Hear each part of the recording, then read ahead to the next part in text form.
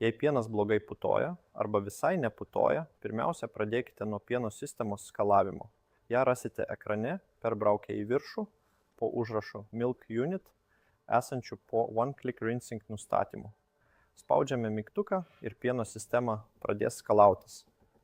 Kitose šio aparato modeliuose tas mygtukas yra skydelyje. Jei tai nepadeda, atjungiame pieno indą, išardome pieno sistemą ir įdedame ją į indą su karštu vandeniu, į kurį įpilta valymo priemonės. Išardome dalimis, visas šias dalis sudedame į vidų, šitą irgi atsukame ir įdedame. Išsamesnę informaciją rasite instrukcijoje, o čia įpilame apie 30 ml pieno sistemos valiklio.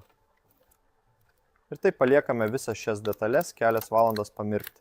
Po to nuskalaujame ir surenkame atgal.